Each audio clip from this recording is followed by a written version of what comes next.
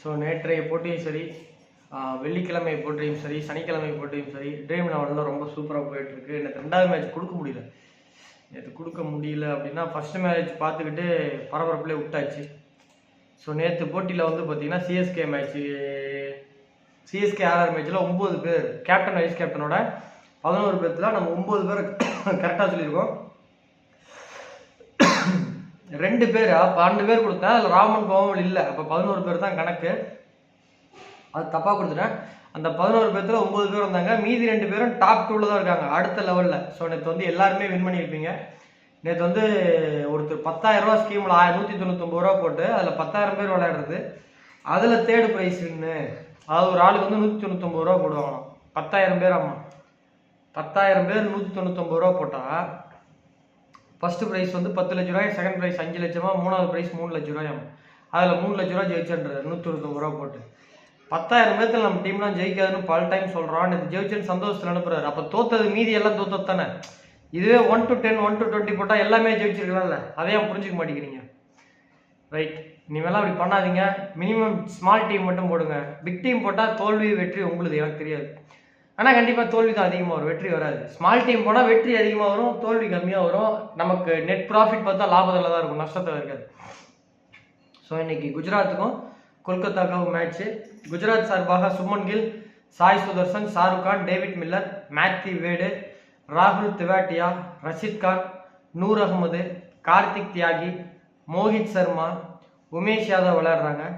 கொல்கத்தா சார்பாக Philip salt, Sunil Naren, Nitish Rana, Venkatesh Iyer, Shreyas Iyer, Andre Russell, ring சிங்கு, ராமன்தீப் சிங்கு, Varun Chakravarthy, Mitchell Stark, H Rana விளையாடுறாங்க. ஹர்ஷித் ராணா விளையாடுறாங்க. ஸோ இன்றைய போட்டி வந்து பார்த்தீங்கன்னா கடகராசியில் மேட்ச் நடக்குது. கடகராசி பூச நட்சத்திரத்தில் மேட்ச் நடக்குது. பூச நட்சத்திரம் என்பது சனி பகவானோட நட்சத்திரம். ஸோ இன்னைக்கு சனியினுடைய ஆதிக்கம் யாருக்கெல்லாம் வந்து சூட்சமத்திலே பிராணத்திலே அதிகமாக இருக்கோ அவங்களாம் இன்னைக்கு சிறப்பாக ஆடுவாங்க. இப்போ சுனில் நரேன் வந்து இந்த சீரீஸ் முழுக்க நல்லா விளையாடுறாரு. அப்போ என்ன சார் அது கணக்கு அப்படின்னா, இந்த ஆண்டினுடைய ராஜா, தமிழ் ராஜா வந்து செவ்வாய். ஸோ அவருக்கு இப்போ செவ்வாயினுடைய ஆளுமை இருக்கு. போன ஆண்டு, அதாவது முடிஞ்ச மார்ச்லேருந்து ஏப்ரல் 16 வரைக்கும் பார்த்தீங்களா, அதோடைய ஆண்டு சனி. ஸோ சனி அவருக்கு இப்போ இயக்கத்தில் இருக்கு. இப்போ ரெண்டுமே அவருக்கு சம்மந்தப்படுறதுனால தான் ஹிட் அடிக்கிறாரு. அடுத்த வருஷம் இந்த அளவுக்கு ஒரு செஞ்சுரியும் போட மாட்டார், 50யும் போட மாட்டார், இவ்வளோ விக்கெட் எடுக்க மாட்டார். ஸோ அடுத்த வருஷம் விக்கெட் மட்டும் தான் எடுப்பார். அவர் நேச்சுரலாக ஒரு பவுலர், அது மட்டும் தான் பண்ணுவார். இதெல்லாம் ஒரு கான்செப்ட். ஸோ இன்றைய மேட்ச் வந்து பூச நட்சத்திரம் 1ல் ஆரம்பிச்சு பூச நட்சத்திரம் 2ல் முடியுது. ஸோ இந்த அடிப்படையில் பார்க்கும்போது பிலிப் சால்ட்டு, மேத்யூ வேடு, பேட்டிங்கில் வெங்கடேஷ் ஐயர், ஸ்ரேயஸ் ஐயர், சுமன் கில், சாய் சுதர்சன், ஆல்ரவுண்டரில் ஆண்ட்ரி ரசல், சுனில் நரேன், ராகுல் தெவாட்டியா, பவுலிங்கில் வருண் சக்கரவர்த்தி, மிச்சல் ஸ்டார்க்கு, ரஷித் கான். மறுபடியும் சொல்கிறேன், விக்கெட் கீப்பிங்கில் மேத்யூ வேட், பிலிப் சால்ட், பேட்டிங்கில் வெங்கடேஷ் ஐயர், சுப்மன் கில், சாய் சுதர்சன், ஆல்ரவுண்டரில் ஆண்ட்ரி ரசல், சுனில் நரேன், ராகுல் தெவாட்டியா, பவுலரில் வருண் சக்கரவர்த்தி, மிச்சல் ஸ்டார், ரஷித் கான். ஒருவேளை கேகேஆர் செகண்ட் பேட்டிங்காக இருந்தால் வெங்கடேஷ் ஐயர், சுரேஷ் ஐயர் பதிலாக போட்டுக்கோங்க. பவுலிங்கில் ஹர்ஷித் ராணா எடுத்துக்கோங்க, ரஷித் கான் எடுத்துக்கோங்க. ஒருவேளை குஜராத் செகண்ட் பேட்டிங் இருந்தது அப்படின்னா ஆண்ட்ரி ரசல், சுனில் நரேன் எடுத்துக்கோங்க. பவுலிங்கில் வருண் சக்கரவர்த்தி, மிச்சல் ஸ்டார்க்கு, ஹர்ஷித் ராணா, ரஷித் கான், சந்தீப் வாரியர் எடுத்துக்கோங்க. இப்போ நேற்றே ஒரு சின்ன தப்பு என்னன்னா, நேற்று வந்து நம்ம வந்து இவரை வந்து நம்ம கொடுக்குறோம் நேற்று. ஆனால் 4 ஓவர் முழுசாக அவரை போட விடல. நேற்று அவர் 1 ஓவர் தான் போட்டார். நேற்று வெள்ளிக்கிழமை கேகேஆர் மேட்ச் ஆகட்டும், அப்போ மிச்சல் ஸ்டாருக்கு நம்ம கொடுத்துருந்தோம். ஆனால் 4 ஓவர் போடலை. ஒருவேளை 4 ஓவர் போட்டிருந்தாருன்னா அவர் கண்டிப்பாக 3 விக்கெட் எடுத்திருப்பார். ஸோ இப்போ நிறைய நடைமுறை சிக்கல் இருக்குது. இப்போ ஒரு பிளேயர் வந்து ஓப்பனிங்லேயே நிறைய நேரம் நின்ட்டாங்கன்னா 3ஆவதா 4ஆவதா வரணும் வாய்ப்பு இல்லாமல் டைரெக்டாக டெய்ல் எண்டர் உள்ள கொண்டு வந்துடுறாங்க, மேட்ச் ஃபினிஷரை கொண்டு வந்துடுறாங்க. ஸோ இப்போ நம்ம சொன்ன பிளேயர்ஸ் விளாடாம போகிறதுக்கு வாய்ப்பு இருக்குது. இப்போ வந்து மிச்சல் ஸ்டாருக்கு வெள்ளிக்கிழமை நான் கொடுத்தேன் டெலிகிராமில். கண்டிப்பாக அவர் 4 ஓவர் போட்டிருந்தாருன்னா மினிமம் 3 to 4 விக்கெட் எடுத்திருப்பார். ஆனால் கொடுக்கல, 1 ஓவரோடு நிப்பாட்டிட்டாங்க. சுனில் நரேனுக்கு எக்ஸ்ட்ரா 1 ஓவர் கொடுத்துட்டாங்க. அந்த மும்பைக்கும் மேட்ச் இருந்ததில்ல, 16 ஓவர் மேட்ச். ஸோ இப்படி நிறைய கால்குலேஷன் மிஸ் ஆகிறதுக்கான சந்தர்ப்பங்கள் இங்கே அதிகமாக இருக்குது. ஸோ அதெல்லாம் இங்கே ஒரு பிரச்சனை. அது இல்லாமல் இந்த இம்பாக்ட் பிளேயர், தயவு செஞ்சு இம்பாக்ட் பிளேயர் ஒழிக்கணும்னு எல்லாம் சாமியை கும்பிட்டுக்காங்க. அப்படி ஒழிச்சா அடுத்த சீரீஸில் ட்ரீம் லெவனும் கரெக்டாக வரும், மேட்ச் ப்ரிடிக்ஷன் மேக்ஸிமம் தப்பாகாது.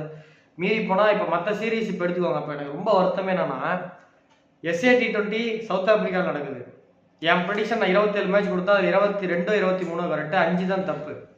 அந்த 5ல் 2-3 மேட்ச் லாஸ்ட் கட்டு போய் தான் வந்தது 20 பைசா. ஸோ இப்போ 3 மேட்ச் தான் தப்பு. ஆனால் ஏன் கேட்டால் 10லேருந்து 13 பேர் 14 பேர் தான் வாங்கினாங்க எல்லா மேட்சும். பாகிஸ்தான் சூப்பர் லீக் முதல் 10 மேட்ச்சில் தப்பானாலும் அடுத்த 13 மேட்ச்சில் 1 தான் தப்பு, 12 கரெக்டு. கண்டினியூஸாக வின் கொடுத்தேன். குறிப்பாக வந்து லீக் மேட்ச் கடைசி 3 குவாலிஃபயரு, எலிமினேட்டர், ஃபைனல் எல்லாமே நான் வின் பண்ணி கொடுத்தேன். இஸ்லாமாபாத் கரெக்டாக போணுச்சு எல்லாமே. ஸோ இப்போ கிட்டத்தட்ட கடைசி 10 மேட்ச்சுக்கு 9 மேட்ச் கரெக்டாக கொடுத்தோம். ஆனால் அதில் யாரும் வாங்கலை ரிசல்ட். ஒரு 10 பேர் 12 பேர் தான் டெய்லி ஆவரேஜாக வாங்கினாங்க. ஏன் அவ்வளோ? ஏன் நம்ம நியூசிலாந்து நடக்கிற பிக் பாஸ் கூட 2023 டிசம்பர் அந்த 18ஆம் தேதியிலேருந்து அந்த டிசம்பர் 31 வரைக்கும் ஒரே மேட்ச் தான் தப்பு. எல்லாமே அந்த அதாவது சிட்னி தண்டருக்கும் சிட்னி சிக்ஸருக்கும் அந்த மேட்ச் தான் ஒரு சின்ன தப்பாயிடுச்சு. மீதி எல்லாமே கரெக்டாக இருந்துச்சு. ஆனால் அதை யாரும் வாங்க மாட்டேங்கிறாங்க. ரிசல்ட் நல்லா வர சீரீஸ்லாம் யாரும் வாங்க மாட்டேங்கிறீங்க. எதெல்லாம் IPL டெய்லி 20 to 25 பேர் அந்த பீக்கில் வின் பண்ண டைம்லாம் 32 பேர் வரைக்கும் வாங்கினாங்க. கடைசியாக அது யாரும் இந்த வருஷம் ரிசல்ட் சரியாக போகல. இப்போ கடைசி 10 மேட்ச்சில் பேமெண்ட்டே வாங்க முடியல. 2 மேட்ச் தப்பான 2 மேட்ச் தோக்குது, போயிட்டே இருக்கு. ஸோ இந்த IPL ஜோசியம் பார்த்துருந்தா கூட சேர்த்து சம்பாதிச்சிருக்கலாம். எல்லாமே போச்சு. ஸோ ஜெயிக்கிற மேட்ச் யாரும் வாங்க மாட்டேங்கிறாங்க. IPL வாங்குறாங்க ஆனால் ஜெயிக்க மாட்டேங்குது. ஸோ மற்ற இதுலேருந்து என்ன தெரியுதுன்னா இங்கே எல்லாம் வாய்வழி பந்தயம் நடக்குது. இப்போ இந்த கர்நாடகாவில் ஒருத்தர் வாங்குறாரு, அவர் வந்து மற்ற சீரிஸ் வாங்க மாட்டேங்கிறாரு. கேட்டால் இங்கே யார் லோக்கல் பெட்டிங் கிடைக்கல சார்ன்றாரு. அப்போ அவருக்கு ஆப் இதெல்லாம் தெரியல, வாயில சொல்லி பந்தயம் கட்டுறாங்க. ஸோ இப்போ இது IPL மட்டும்தான் இந்த அளவுக்கு மக்களால் ஈர்க்கப்படுகிறது. ஆனால் அதில் இவ்வளோ பிரச்சனை இருக்குது. மற்ற சீரிஸ் நல்லா நமக்கு ரிசல்ட் வருது, இம்பாக்ட் பிளேயர் இல்லாத சீரீஸில். பட் அது யாரும் நம்மகிட்ட வாங்க மாட்டேங்கிறாங்க. ஸோ கையை கல்ல கண்டா நாயை கண்டா, நாயை கண்டா கல்ல கண்டன்ற மாதிரி ஜெயிக்கிற மேட்சுக்கு யாரும் வாங்க மாட்டேங்கிறீங்க, தோக்கிற மேட்சுக்கு நிறைய பேர் வாங்குறீங்க, ஆனால் தோத்து போயிடுது. ஸோ கவலைப்படாதீங்க.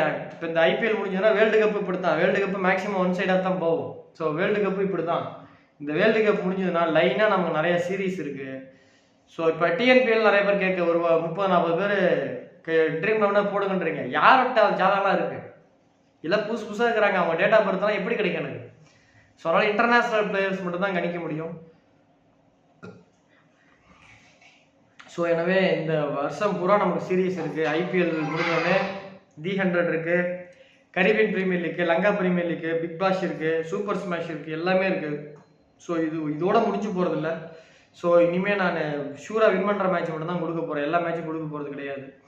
ஸோ நன்றி, வணக்கம். இன்றைக்கி ட்ரீம் 11 நல்லா வரும். ஏன்னா இன்றைக்கி 2 பேருடைய இப்போ உட்காந்து ஒர்க் அவுட் பண்ண வரைக்கும் 2 டீம்லையுமே நிறைய பேரோட டேட்டாஸ் இருக்குது. ஸோ புதுசாக வரவங்க மட்டும்தான் நமக்கு பிரச்சனை. இந்த சீரீஸில் மேக்ஸிமம் விளாடாத இந்த Andre Russell, Sunil Narine, Phil சால்ட்டி இவனுங்க எல்லாம் வரும்போது பிரச்சனை கிடையாது. புதுசாக எவனா கொண்டு வந்தால் மட்டும்தான் அவன் தான் விளாடணும் விளாட மாட்டான்னு தெரியாது. ஸோ நிறைய பேரோட டேட்டாவோட இருக்குது நம்மகிட்ட. இன்றைக்கி மேட்சுக்கு இருக்குது. ஸோ பார்ப்போம். இன்னைக்கு வந்து 1 to 30 வரைக்கும் போங்க, கண்டிப்பாக வின் பண்ணலாம். நன்றி, வணக்கம். மீண்டும் நாளை வீடியோவில் சந்திப்போம். நன்றி, வணக்கம். ஸோ இந்த மேட்ச்சில் KKR ஜெயிப்பாங்களா, GT ஜெயிப்பாங்களான்னு உங்களுக்கு தெரிஞ்சுன்னா டிஸ்பிளேல தோன்ற வாட்ஸ்அப் நம்பருக்கு கேளுங்க. உங்களுடைய Aadhaar card, voter ID, ration card எல்லாத்தையும் காப்பிலாம் அனுப்பி ஒரு வீடியோ கால் பண்ணி உங்கள் ஃபேஸ் கன்ஃபார்ம் பண்ண அப்புறம் நான் உங்களுக்கு வந்து ப்ரெடிக்ஷன் தருவேன். ஸோ நன்றி, வணக்கம். இந்த ட்ரீம் 11 வந்து டெலிகிராமில் ஃப்ரீயாக வரும். டெலிகிராமோட லிங்க் டிஸ்கிரிப்ஷன் பாக்ஸில் இருக்குது, ஃபஸ்ட் கமெண்ட்டில் இருக்குது. ஜாயின் பண்ணிக்கோங்க. நன்றி, வணக்கம்.